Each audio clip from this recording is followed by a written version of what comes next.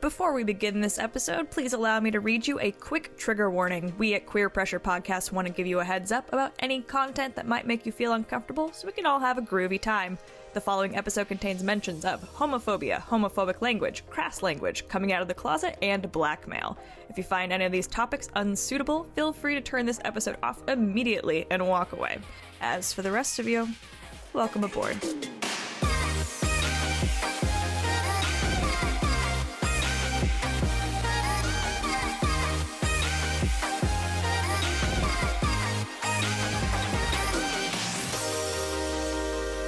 Hi everybody, I'm Maddie Gray. Hi, I'm Katie Lou Johnson, and you are listening to the inaugural episode of Queer Pressure Podcast. We are so glad you've decided to join us. So, good morning, Madison. Good afternoon. Good brunch. Good afternoon. Yes. Good brunch to you. What are you drinking this morning? This morning I am drinking a Chateau Saint-Michel Oh, God. rosé sparkling wine.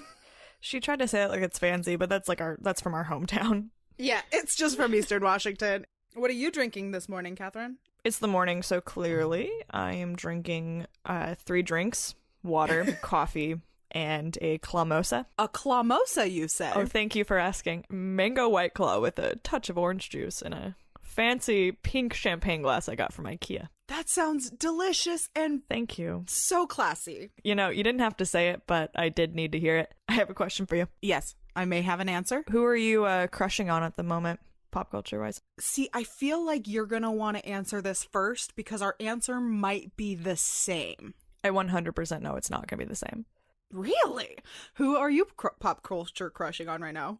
Right now, I just watched A Marriage Story, crushing hard on Golden Globe winner Laura Dern, and also Lauren Lake, the judge on the critically acclaimed TV show I watch on YouTube, Paternity Court.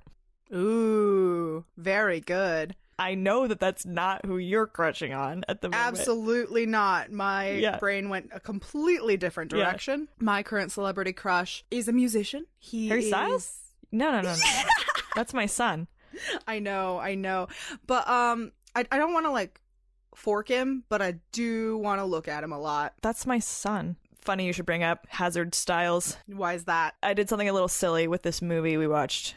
Uh-oh, what did you do? We've watched it so many times. I had to watch it again last night, and I was like, do I really have to watch this again? And so instead of just like watching it, I turned the sound off and I made a massive playlist of One Direction music and all of their solo music and put it on shuffle and drank a bunch and watched it. And it was, that was a hoedown. I had to close my blinds. Did you have to dance along?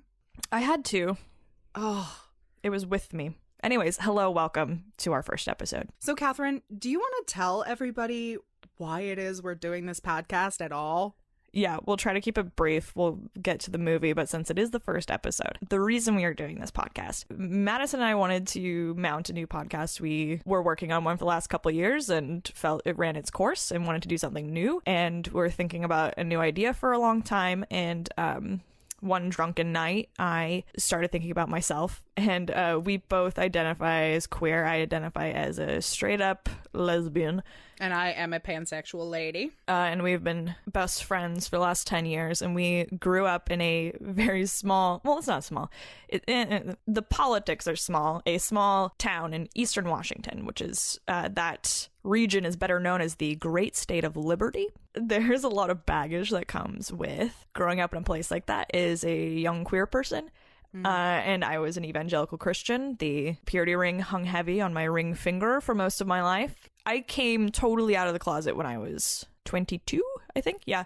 And it was right before I moved to Portland because I was like, I'm going to have this big gay life in Portland. And I came out to my parents, and that was kind of the big last hurdle of coming out. Everything after that's been small. And I thought that I was going to live this wonderful gay life, rugby, roller skating, pride parades. And for a little while it was like that. And now I'm in my late 20s, we both are. And despite all the therapy and all the skating, found out there's still some problems inside my heart that I was not prepared for. I was always told it gets better. That's what they say. It gets better. And I'm a hardcore nihilist who doesn't believe in any sentiment, anything that makes you feel good ever. We're all just going to die. And So my idea for this podcast was, what if I take myself massively out of my comfort zone and we just blather on about gay movies and we use it as a practice of self-love, something I hate. Continuing self-love as you get older to still try to feel pride, which I have completely lost sight of. As I pour my white claw. On this episode, our inaugural episode, we wanted to start with something big. We wanted to start with something fairly iconic. So we're going to be talking about the 2018 gay teen romance, Love, Simon. Now, Love, Simon was released in February of 2018 at the Mardi Gras Film Festival in Australia, and then was released in March of 2018 in the United States. It was directed by Greg Berlanti, who also directed Dawson's Creek, Riverdale, The Chilling Adventures of Sabrina. Which are all, pretty gay. A hint gay. The gayer end of the YA spectrum. But what's really great about this movie is that it is the first movie by a major film production company. It was Fox 2000 or 20th Century Fox, the sister company, with a gay protagonist. This movie was based on a book, a novel called Simon versus the Homo Sapiens Agenda by Becky Albertalli. And it stars Nick Robinson as Simon. He is a confirmed straight boy. Straight white boy. Straight white boy. Cisgender. Cisgender straight white boy. The enemy. The enemy of all things. No, I'm just kidding. Just for... Are you kidding? Straight white boys, cis straight white boys are not the enemy of all things. No. This movie got a 7.6 out of 10 on IMDb. No. Every time we do this, I tell you, IMDb ratings belong in the bottom of the garbage next to the festering but apple I love core. to get this rise out of you. It got a 92% on Rotten Tomatoes and 95% liked by Google users. I don't know why it tickles me so much to annoy you this way. No, but who is that? Who is the Google user? It's everybody on Google. No one's asked. I use Google. No one has asked me if I like Love, Simon. What are these metrics? So according to the research that I did, this is the 15th highest grossing teen romance since 1980. It's the third highest by 20th Century Fox, after Fault in Our Stars and Romeo and Juliet, starring Leonardo DiCaprio. And Claire Danes. And for me, I mean, that just, smashes the claim that, gay movies aren't accessible or won't sell tickets. I'll buy it. I didn't see it in theaters. But I've watched it on a lot of planes. I think that counts, right? I don't know. I don't know how many pennies they're getting from me watching it every time I take a flight. I've had to rent it 3 times now for this podcast, so that's $9 because they took it off HBO. The White Agenda took Love, Simon off of HBO. Look, have you heard a more privileged complaint? Is that, oh my god, they took Love, Simon off of HBO. Is it all that privileged? Yes, it is. But yes, it is. Is it? It's a movie about an affluent there's not a white whole guy. lot of gay movies out there. I mean, not a whole lot of major film production company. Yeah, gay let's qualify movies. this. There are a lot of gay movies out there. Mm-hmm. They're typically in the indie sphere. That's something we're going to talk about a lot in this podcast, is kind of the history of queer film and TV, because there could be an argument made that a lot of the shame we feel is because of certain restrictions that were made early in the 20th century that decided how queer people legally can be shown to the masses. And in America specifically, boys weren't allowed to kiss. So why don't you tell me about what happens in Love, Simon? Sure. So, Love, Simon, it's commonly compared to John Hughes movies, such as 16 Candles, Breakfast Club. It's got that kind of feel to it. It's just kind of vanilla teen movie. So this follows young, probably 17-year-old Simon and his close friends in high school. He's got a idyllic home life. He's got the best friends you could ever ask for. His life is going strong in his senior year, but he's got, in his words, one big ass secret. Ass secret? His words, not mine. He is gay. He's not ashamed of being gay, but he is afraid of what it's going to do, how he's going to rock the world of those around him with his queerness. Understandable. Straight people tend to freak out.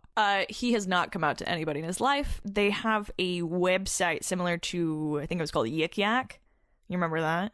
I remember Yik Yak. Where it was like specific to each school, and they have one called Creek Secrets where everyone anonymously or not so anonymously posts secrets, and somebody at the school comes out as gay, and Simon begins a pen pal email relationship with this person and falls in love. And this movie kind of follows his exploits of trying to figure out who this person is. He's known as Blue. Things get a little dicey in the a wee bit internet dicey, age, you could say, yes. when a nefarious presence finds the emails and uses it to extort young Simon, when all he wants is a little bit of love. Just a little bit. Something we can all relate to is blackmail. This very morning, I said something like, I don't believe you, send me $1. That wasn't blackmail. That was just you trying to get $1. So something we're going to try to do on the podcast, because we're going to keep this fun and loose and zany, is we're going to talk about what's problematic in this movie. We just like to keep things chill here. Yeah, in all of these movies, we are undoubtedly going to find things that are problematic. And that's okay. Life is problematic, my dudes. Life is problematic, but also, like, queer media is kind of a niche, not even kind of, is a niche market. There are a lot of gay movies. There's not nearly as many gay movies as there are straight movies. For sure. So the ones that we do have are undoubtedly going to have some problems. Because there's so few of them, we just kind of demand that it has everything, that it's perfect. But that means that we have to, like, keep in mind and be extra vigilant when things are somewhat problematic, and we have to find the grains of good in things like Love, Simon. Yes, there are problems, but what we're going to do with this podcast, we're going to take the things that are bad, we're going to talk about them, acknowledge them, and then maybe sometimes let them go. Maybe sometimes we won't. Maybe sometimes we'll watch something and be like, this is just too buck wild for my sweet summer disposition. Anyway, shall we jump into my little list? Yes, let's. This page is titled The Bad. That was my nickname in high school. Oh my god! I haven't made that joke in a long time. All right, so number one. First and foremost, the lead of this film is identified as a white, male, cisgender, heterosexual. An argument can be made that this movie is made more for a heteronormative audience than it is for a gay audience. Sure. Young Simon is villainized for not wanting to come out within the realm of the movie, which no one should be villainized for not wanting to tell everyone that they're gay. That's your right as a queer person. It's a very personal decision, too. Is to just lock yourself in a dark closet and not let anyone be nice to you.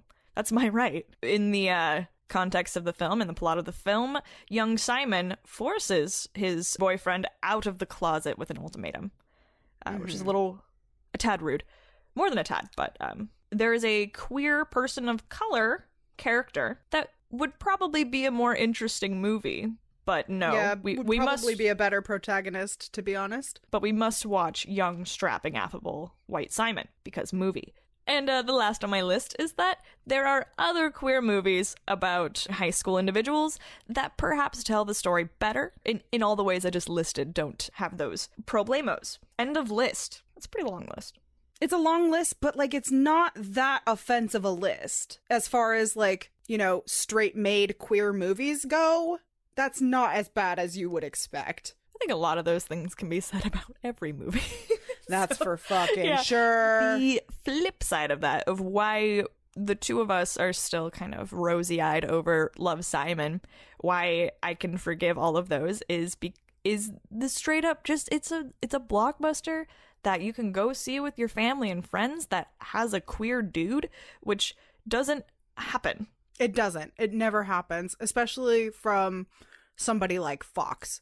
Fuck, you think I'm going to take my parents to go see Call Me By Your Name? No! The way we're going to do this, we're going to talk about Love, Simon in a chronological way. We're going to go through the plot of Love, Simon and take the themes and the really strong points that we see, and we're going to talk about them.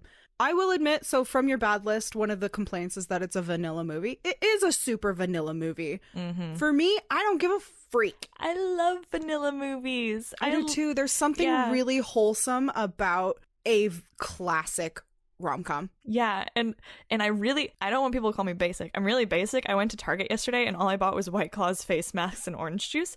But oh my god. But I'm going to put on my pretentious cap. I have a degree in film. I know what I'm talking about. I've had to write fucking essays about the most esoteric, weird art films in history. But I love it when in the part at the end of While You Were Sleeping, Sandra Bullock has to work at the little office on Christmas and he drops the engagement ring in the little till even though they've known each other for a week. I love it. I really loved that it was a gay thing this time. Yes, representation, even when it's vanilla, is so important, you guys. These are films that we never got to have because it wasn't okay to have them in the 80s. So we're just kind of trying to make up for lost time. So, with the opening of Love, Simon, we meet young white Simon. Yes, indeed. Young white Simon has the perfect life. He has a great mom, a great dad, a great little sister, even though he doesn't want to admit that to her. Mom and dad are Jennifer Garner and Josh Duhamel. Very attractive couple. Very attractive couple. Simon has the perfect life, but he has one huge ass secret. That boy gay. So from the very, very beginning, we see Simon really fumbling with being gay. He tries to flirt with the guy across the way who is just mowing the lawn of the neighbor's yard. Like, hi, my name's Simon. I like your boots. And it's like, Simon. And the guy's got like headphones in. He's got a motor going. He's like, I can't hear you. And Simon's like, boots. Yeah, okay. And gets back in his car and goes to school. You know what happened in my One Direction soundtrack at this moment? What happened? It was funny because the song actually like ended right before he said, I like your boots. So I could hear him say, I like your boots. And then it immediately jumped into the song, Tell Me a Lie. And the first line of it is, can't ever get it right. And like really got me. And he's like fumbling to get his like seatbelt working. And I was just like, oh, Simon. We established from the very beginning that Simon isn't ashamed of being gay. What he's worried about is that he has this perfect life and he's really worried about shaking it all up. The next thing we see is this real high school experience with Simon and his friends. We see Simon grabbing coffee and carpooling to school with his friends. What I love about these little details about like the high school thing is that these are really reminiscent of like what it was actually like to be in high school. Like everyone's jumping into the one shitty car and getting all the iced coffees on the way to school and like talking about music and stuff. And so I showed this movie to my mom as a way to work through things. And this beginning hooked things really well because I went, hey mom, remember like when me and my friends would go to Starbucks? And she's like, oh yeah, I remember that. Started to get her into the movie and see the reflections in her own life, which again, this plays into the idea that this might be for more of a more heteronormative audience, but this movie's kind of a good teaching tool because my mom was like, oh yeah, like she was relating to this movie that was then going to have a gay twist. Which right. This is doesn't her life had a gay twist. It was me, but but like yeah. So she could. There relate is an to argument to be made that this is like more for a heterosexual audience, but something that I actually do appreciate is that it eases a heterosexual audience into the concept of queerness with something familiar and relatable. So it doesn't demonize queerness right off the bat. It makes it normal, which could be a plus or a negative just depending on where you're at, and I think both of those are fine because sometimes I don't fucking want to watch something that's easing heterosexual people into it. Absolutely. Sometimes you're like over it. But in this context, it actually really helped me to have a conversation with my mother. So it depends where you're at. Sometimes you don't want to fucking deal with that, and that's fine. You don't owe shit to people who don't understand yourself. No, not at all. But I was listening to another podcast where an older gay man said he wasn't into the movie until at one point he turned over to his mom because his mom came to see it with them and he saw her just like blubbering and crying, and then it like hit him like what this movie's for. So I think that's happened with a lot of people, that like it's something you can watch with your parents and make them kind of understand. And right off the bat we see, well, one of my favorite characters be victimized for being openly gay. Yeah. There's this queer person of color named Ethan. We may switch back and forth between using they, them pronouns for this person and he, him pronouns, because it's unclear what their gender sexuality sphere is. But Ethan identifies as a gay man. Yeah. And right off the bat, he is being bullied by a pair of white, straight, cis boys. To have this image in your mind, like Ethan has like longer black hair and like dresses very feminine and reminds me a lot of people who like came out as gay in high school and then went on to realize like, I'm not gay, I'm transgender. Right. So that's why we're kind of like, they, that, you know, but like for the point of the movie, Ethan identifies as a gay man. And it's important to respect somebody's identity no matter whether or not you believe it's what they ultimately will be. Yeah. So we will switch back and forth between they, them, and he, him. They, them, just for people who are confused. If you're not sure, they, them is probably fine unless somebody tells you not to use they, them. Anyway, so these bullies make some disparaging comment about Ethan being gay. And Ethan, throughout this whole movie, has the best fucking clapbacks. Claps the fuck back. Immediately. Jesus. Best character in the movie. Yeah, for sure. Without any time to react. And I know these are lines, so forgive me there. But like, we're living in the realm of this movie. This is real. This is happening right now. This boy claps back with nice cargo shorts. Looks like you've been gangbanged by a TJ Maxx. What? So good. Yeah, so good. And I would, if anyone told me like that's politically incorrect to say that, I'd be like, it's okay. It's so fucking worth it. And Simon says something in the movie that really, really struck me. He says, Quoi? I wish Ethan wouldn't make it so easy. Mm-hmm. Referring to wouldn't be so open and so out about who he is. Yes. That makes it so easy for other people to mock him. What are your thoughts about this? So Simon is very straight passing, and a lot of people are not. And obviously those people get bullied a lot more. This kind of comes up again later in it, because that's a really shitty thing to say of like, I wish he wouldn't make it so easy for them. But I think your mind is so fucked when you're closeted. I'm not making like a excuse for Simon, but your mind is just so fucked. And you think you have to just tell yourself every day that you're doing the right thing staying in the closet. Because when you're still in the closet, that's just like every day of your life is thinking about that. It's the biggest thing going on in your life. Yeah. And he has to convince himself every day that he's doing the right thing. And then here's this guy who is so obviously queer that I think that's like an affront to Simon. Agreed. And you have to keep in mind that this is Simon at the beginning of the movie, and he grows as a person throughout the course of the movie. It's an internalized, I don't even think it's an internalized homophobia. It's a trying to protect himself, because everything he does I think there's is an element of homophobia to it, and I don't think that it's intentionally homophobic. What I think it is, he has learned how to behave in order to pass as straight. Yes. He already looks pretty straight, but he acts in a way that is straight passing. Which is a lot of work when you're not. It's a lot of work. And he sees this person being so authentically themselves that it may as well hurt him. Yeah. He can't be his authentic self because he is in the closet. I think, that stings of like, why would you do that, you know? When it's and I don't know if you've ever seen somebody who like maybe is more talented than you, doing things that you wish you were doing. Somebody who's further ahead of you in a journey that you share, that always stings. But to be clear, like Simon is wrong in this situation. Yes. It's not wrong to feel that feeling. It's wrong where that feeling comes from. And where like in high school, I was obsessed with wearing dresses. Do you remember that? I do. You wore a dress like every single day. Like every day. I've worn a dress like once or twice since I've come out. And I've realized how much of my like actual anxiety came from the way I was dressing and presenting. And I needed to have those couple of years where I just kind of wore suits and was like, had super short hair and was super butch. But that work of presenting in a way that's straight, even when I wasn't fully aware of that's what I was doing, it really corrodes your insides. Yes, it hurts your feelings. Yeah, it hurt my feelings. But that's not saying much. My feelings are always hurt. Yes, because you and I, my dear sweet Catherine, are marshmallows. Marshmallows aren't vegetarian. Sorry, that's so fucking basic. Wow. I'm sorry. So shortly into the movie, we have a really nice sit-down scene with the family.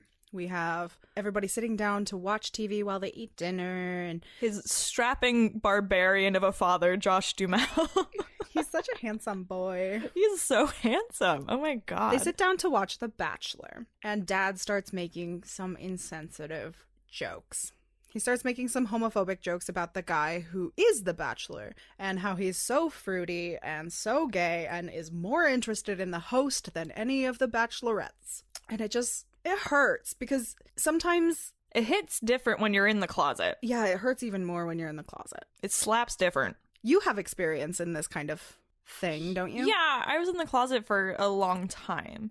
So for me, I was never in the closet, so I never really had this. I think a lot of people can probably relate to this if you've gone through it, but it's something that just like heterosexual people don't understand. That honestly, like I'm pretty callous and raunchy, so like if one of my close friends kind of made those jokes now, I might even make those jokes now. That's no big deal, but it's like when you're in the closet and you're trying to suss out how this is going to go over, if it's just inside your bones. And he does this thing where he crosses his arms over his chest and he sits back and he just holds his breath, and that's kind of what it is it's just you have this onslaught of emotion and you have to kind of just hunker down and get through it, even though it's not like he said faggot or something like that. He's saying the guy is gay, which doesn't necessarily mean anything bad. He's saying it in kind of an insensitive way, but it still is just so nerve-wracking because it's like, fuck, my dad is not gonna be cool with this. And my parents were the same way, like they're liberals and everything, but yeah, that always freaked me the fuck out whenever they'd make those jokes. That's why I feel like it's so important to do your best to always use inclusive language when you can. Yeah. And that's not to say that you're not going to fuck up, because you 100% are. I am a queer person and I fuck up. I'm not mad at this dad for saying that. It sucks. I can understand both sides of it, where Simon is hurt, but he knows his dad's not doing anything intentionally to hurt him. Yeah. I think it deserves an apology, but I understand it. But it's just really hard when you're like 16 and you just know so little about yourself. Dad thinks I'm a fruitcake. Dad hates me. Dad hates me. I'm a fruitcake. Dad probably doesn't think that. He doesn't think ill of gay people, but the making a joke of it when it's something that's just so all-consuming and you're afraid of scares you more than it should. And that's something that Dad would not get. But when you're really young and don't have a lot of context of the world, that's and so you haven't scary. come out, especially. Yeah. Oh my God. When I was in the closet, anytime anyone brought up anything gay, it was like my face would turn white hot and I'd be like, can we talk about something straight, please? And now anything that's not 100% normative, you call gay. What? Explain thyself. Anytime boys look at each other and you're like, oh, they're gay. Well, they are.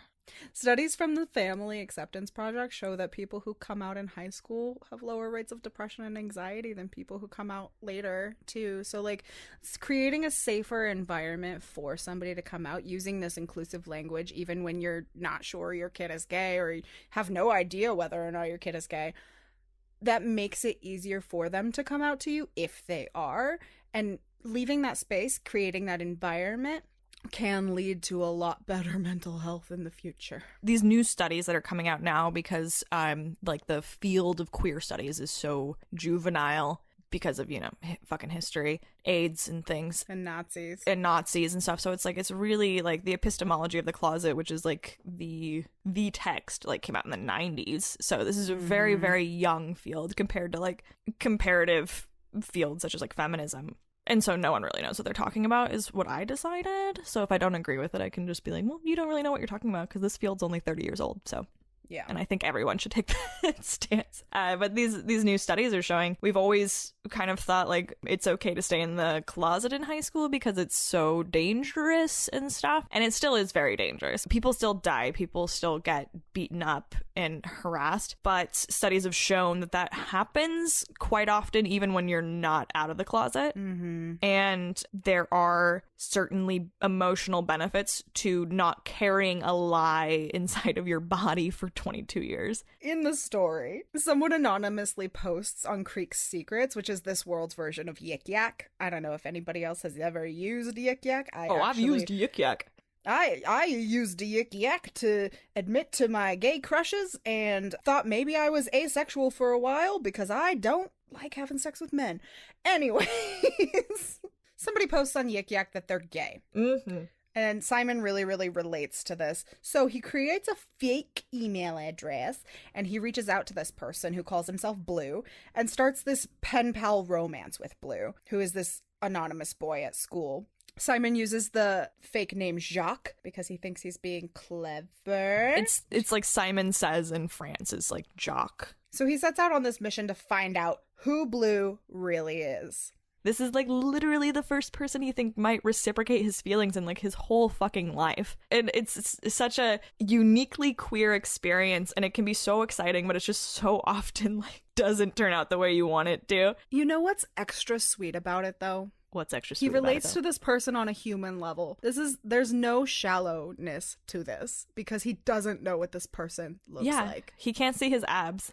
Being gay and being closeted, like Simon is for most of this movie, it's like wearing a mask or a persona that you present to the world.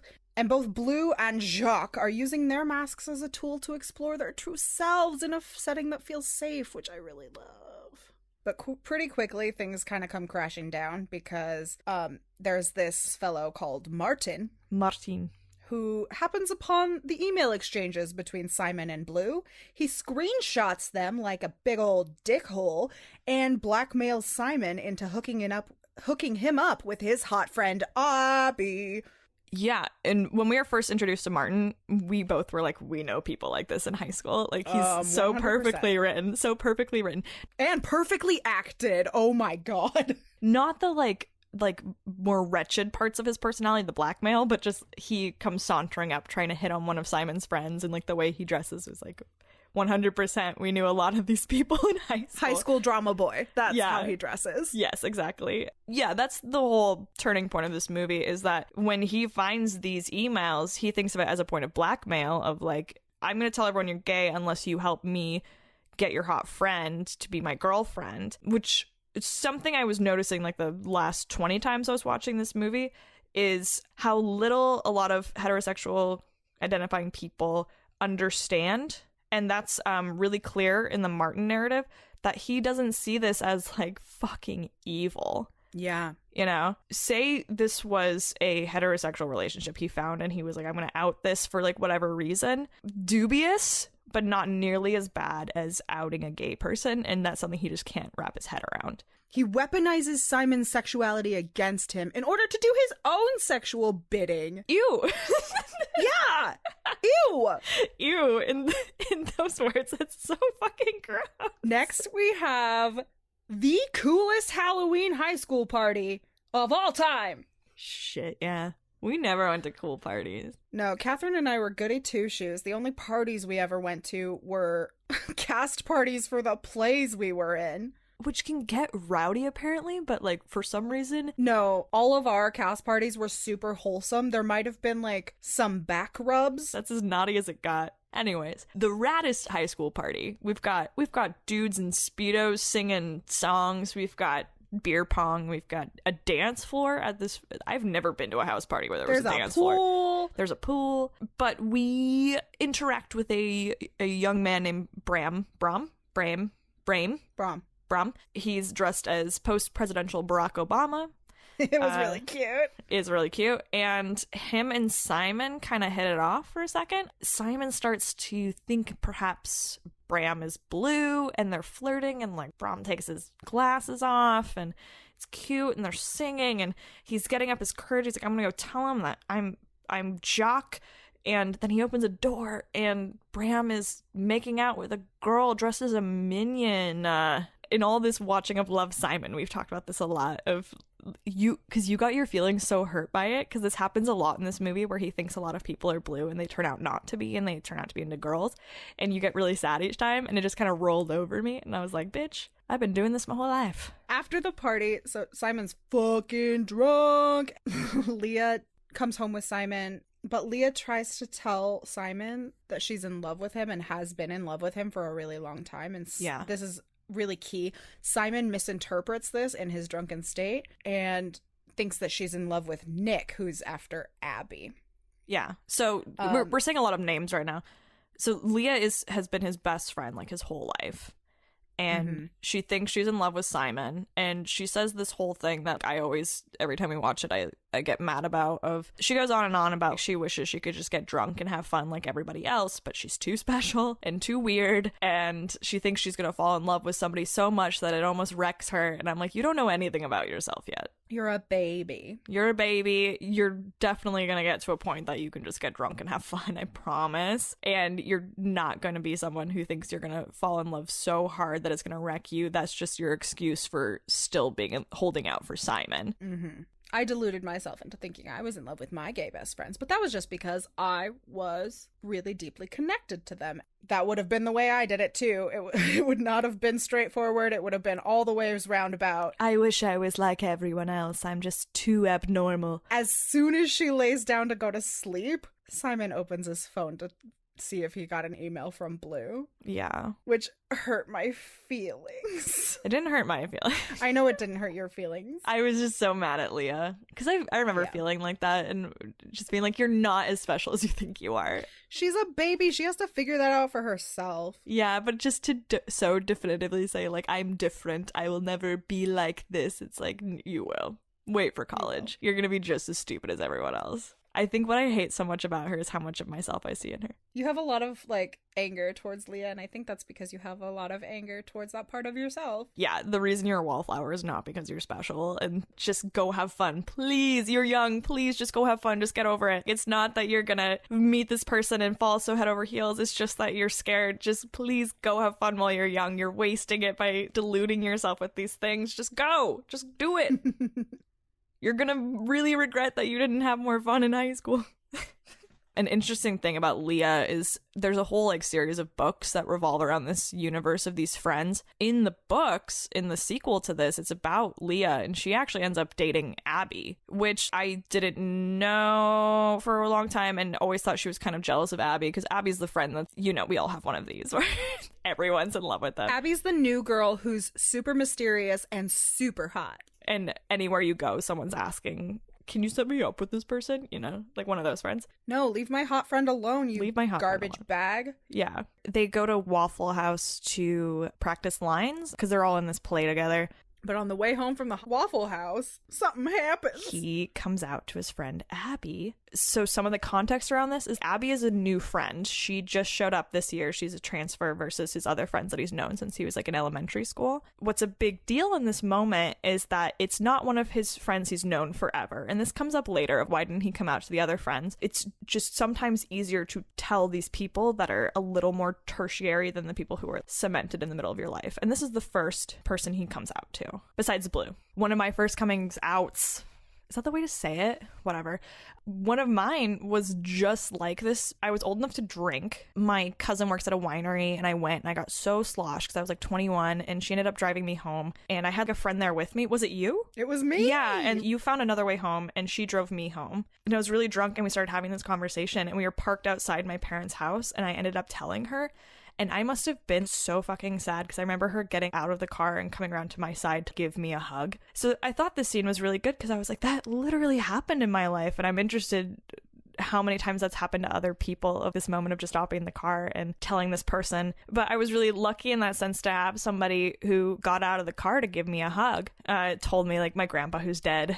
Grandpa would have been, you know, flying pride flags if he knew and stuff like that and just like said all the right things. Which makes me wonder because like, the way that Simon comes out to Abby, she responds in a way that really helps him too. Yeah. Which, there's a lot of wrong ways to support somebody when they come out to you. What is the best way to do it? In my experience. And parents, I feel like, rarely ever get it right. We'll get more into that, and there's reasons for that, but people always be like, well, you're the same person and stuff like that, and I still love you and things like that, which is nice enough, but it's so much nicer when someone doesn't say, like, that's fine. It's more of, that's great, I'm proud of you. Yeah. Because it's such an integral part of your person that you don't want it to just kind of be like, that's fine. You want it to be like, that's astounding. That's amazing. I'm proud of you. Mm-hmm. Proud. You're a Jedi. You're a Jedi. Yeah, someone saying that they were proud of me more than they love me. Because love is almost like, that is what she says. She's like, I love you, you know? Love is kind of, especially with your parents, should be like unconditional. And it's almost like, well, I love you, so I gotta deal with it. Right. being proud of it and being like, this is our identity now, is that we have this queer person and we're going to embrace that, you know? If you're a straight person listening to this, I would think affirming to them that this is a great part of who they are. It's an important part of who they are. And Simon feels a lot better after he comes out. You know what's funny? You know what song was playing? What song was playing? It was actually my coming out song, which is Ready to Run by One Direction. Yeah, and then he has this great moment afterwards. He gets home and he goes out on his little balcony and the song was playing, and it was just like, he's done it. He's stripped off this first coming out. He's done it. It's huge, and he's a little bit freer than he was before. And after Simon comes out to Abby, they go to a football game. Martin does a thing. So Martin goes out onto the field.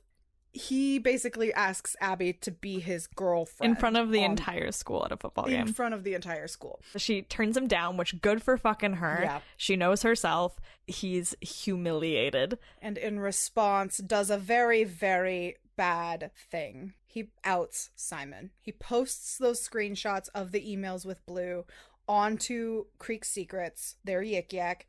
Poor Simon is now out against his will. He, on Christmas morning, comes out to his mom and dad. It's really funny because he starts by saying, like, I have something to tell you, and his dad is like, you got someone pregnant, which is what my mom thought I was going to tell her.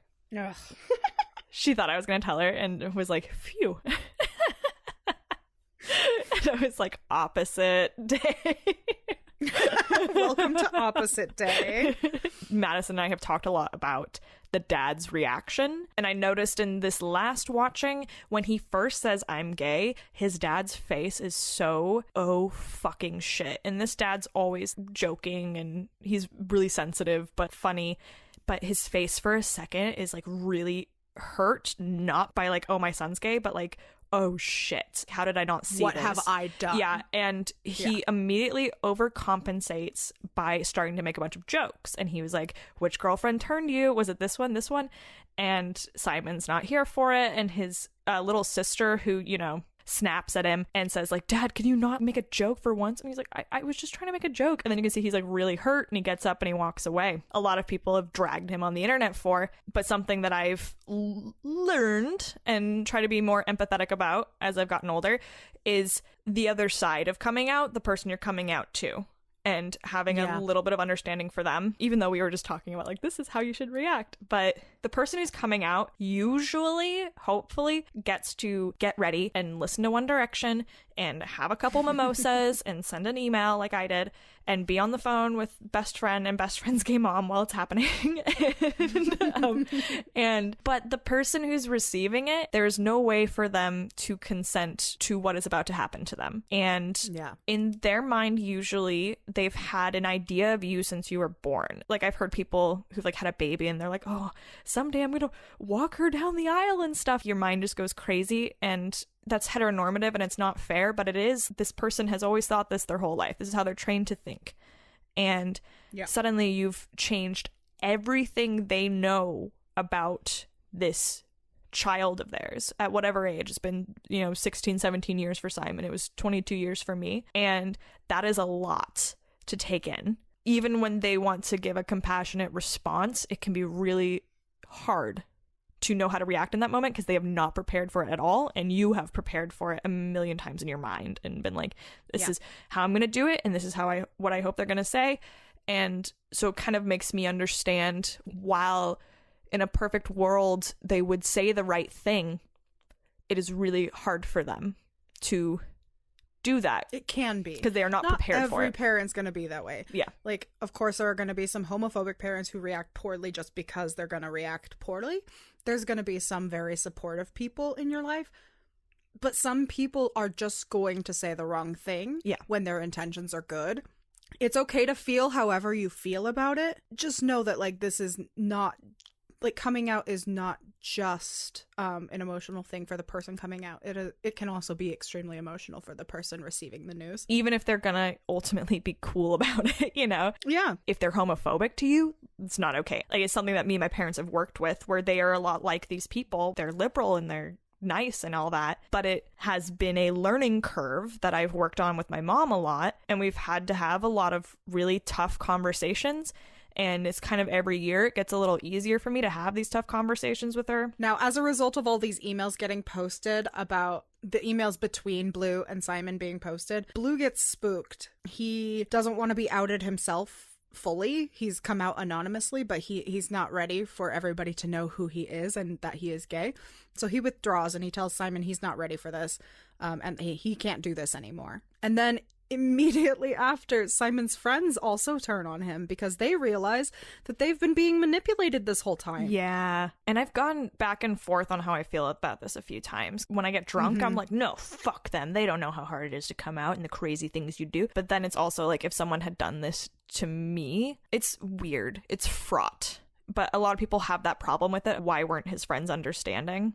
And here's the thing is, like, those people who say that, they don't realize that, like, they are understanding in the end. Like, this is an emotional response to what he did do to them, and he does deserve some flack for it because he manipulated the lives of his best friends for months. As much as my, like, closeted turmoil has fucked me up for life, I don't know if that gives me license to ruin my friends' lives. Right. At this horrible juncture in Simon's life where he's been outed, he has nobody. Is this the Ethan conversation? Does that come first? Yes. Simon starts getting bullied at school for being gay because he's now officially out to everybody. And the bullies do this stupid thing where they, like, get up on the cafeteria tables and, like, start booty bumping because they're like, ooh, Ethan and Simon are gay together. Look at the gays. The gays like to butt sex each other. And the very, very cool drama teacher says, no, get the fuck down, and we're going to the principal's office right this fucking She calls them hormonal virgins. And that is such an example of the thing you need, because it could have easily been a school administrator just being like, get off the table, we're going to go talk about this. But she got up and she embarrassed them in front of everyone and showed what they did was so not okay, rather than just saying it's not okay. Like, she embarrassed them. She came out on top, and it's like, that's what those kids needed right then, was that person. But they get taken to the office, and, like, the two guys are getting talked to. And then we finally have this conversation between Simon and Ethan where Simon says, like, lol, Simon admits, like, I think I was shitting to you because I was just jealous of you. And Ethan's like, you could have told me. And Simon's like, no.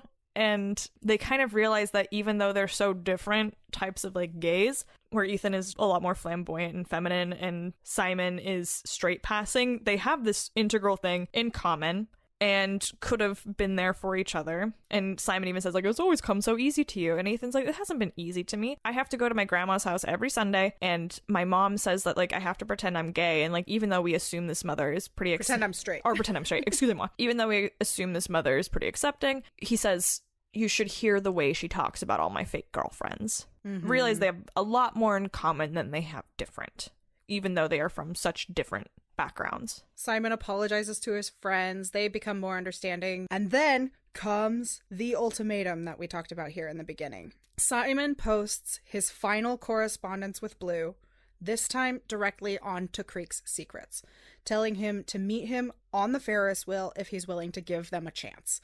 And he signs it, Love, Simon, for the very first time. Simon waits on the Ferris wheel for a extremely long time while his friends watch and try to cheer him on. Even Martin comes up. He provides a bunch of tickets so that Simon can stay on the Ferris wheel longer to wait for Blue. And finally, the happy ending that we so deserve as queer people. It's Bram! It's Bram! It was Bram the whole time! It was post-presidential Barack Obama. And when you rewatch it, you can see very clearly, like, throughout the movie. Oh, absolutely. Yeah, when you rewatch it, you can be like, oh yeah, he was totally gay. Like, he's always has these lingering glances with Simone. And the young gentleman who plays Bram. His name is Keenan Lonsdale. He actually came out shortly after this movie. And this movie apparently gave him bravado to do it. He came out as bisexual. The end of movie, they kiss a lot. They're boyfriends. They all go to school together, just like they did in the beginning. But now Simon's not alone. He has a boyfriend who's really cute. He loves his boyfriend. Yeah. And so the ending is important because I first time watching it, 100% did not expect Blue to show up because I've just watched so many gay movies, and usually they're indie movies because you can't get like major backing usually for like gay movies, and those try to be grittier and more real, and more often than not they have sad endings. And so I 100% did not think this kid was going to show up, and then he did, because it's just a dumb teenage romance. For all of the complaints about that and like how just it all magically comes together and stuff, I feel like it was something I needed. It was a nice gin and tonic on the nerves. Yeah, which is all I'm looking for in my films. I just want them to make me feel as good as alcohol makes me feel. I give it 2 claw-mosas. Overall, liked the movie. I can forgive its shortcomings because of what it does in film history for us. Absolutely. It's rewriting this awful narrative that we have been spoon-fed since the beginning of film history. So in closing, I'd like to do just a couple small personal things. If we may. Why? In the movie, Simon explains that his sexual awakening was he kept having a recurring dream about Daniel Radcliffe doing some naughty things, I presume. I'd like to talk about, Catherine, did you have any pop culture sexual awakenings? So I thought about this a lot, and I did not have that. What? And I don't know what that means psychologically, because I don't have healthcare anymore because I'm over the age of 26. If I may therapize you just a tiny bit. Well, sure. You're repressed, and you were repressed as a child. My God. You're repressed. My God, I've never... What? I'm repressed? Who? Me? Never. Scandalized, shocked, bothered, bewildered. When I thought I was straight, I thought my sexual awakening was Qui-Gon Jinn in Star Wars. Since learned, no, I just really identify with the way of the Jedi. It was literal people in my life rather than like pop culture crushes that made me realize I was one of those moes. Well, for me, I have 3 that really stuck out to me. Yes. Joey Wheeler from Yu-Gi-Oh! Really? Over Kaiba? Kaiba was a little bit too mean. Joey had like a rough edge, but he was super empathetic to the people around him. He was whiny. He was whiny, which I guess when I was 9 or 10 thought was cute. I don't know. Every other sentence of his is, I need to pay for my sister's eye surgery. That's sexy to you? Not anymore. Then Miranda from the Lizzie McGuire show. Super hot. From Lizzie McGuire.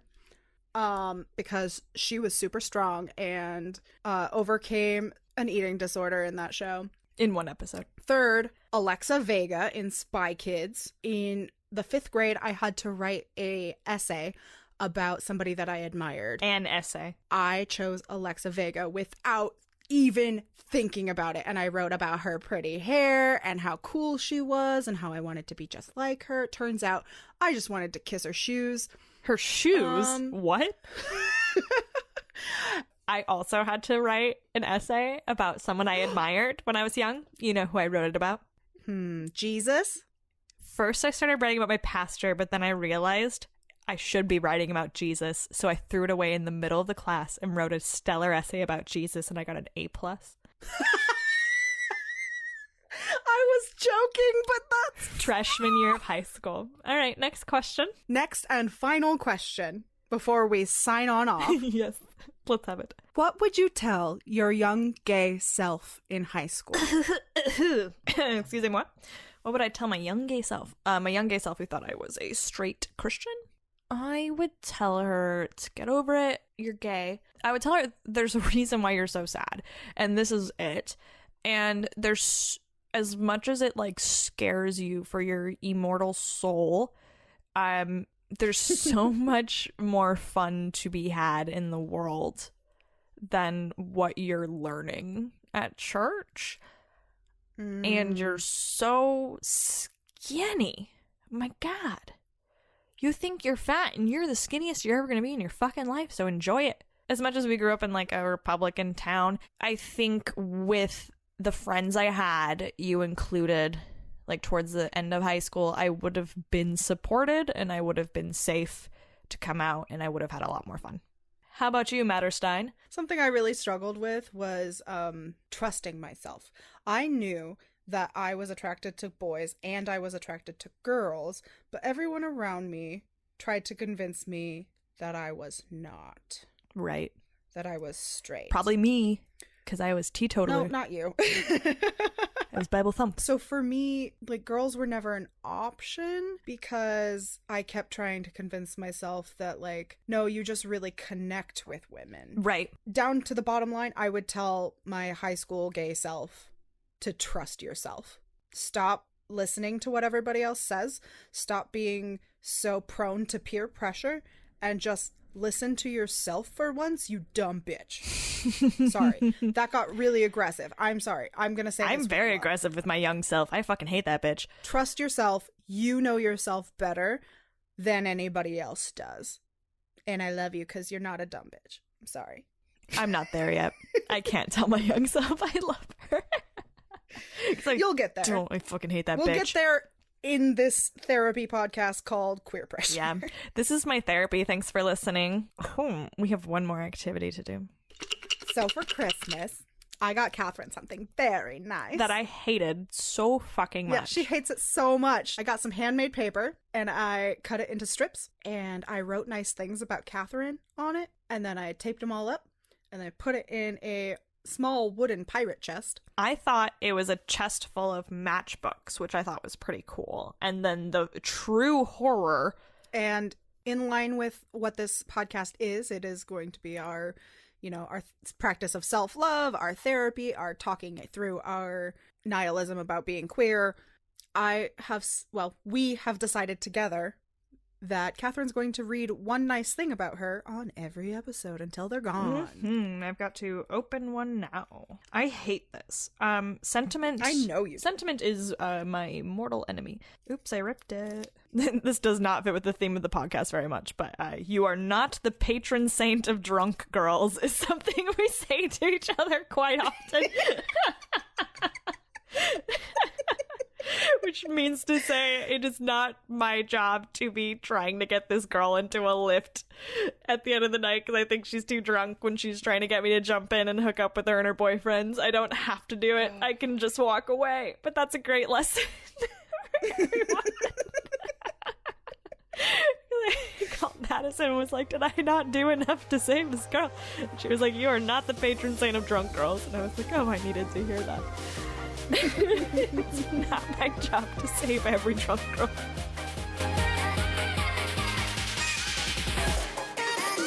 Anyone who's listening, if you feel like tweeting us or sending us anything, you can answer those two questions we just did.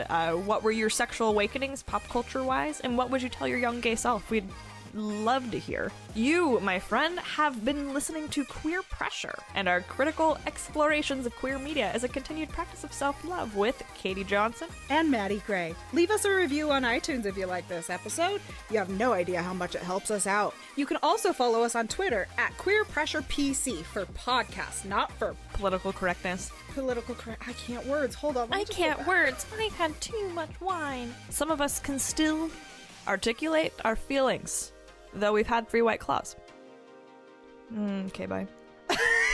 I need to pee on account of all the alcohol I drank. So goodbye.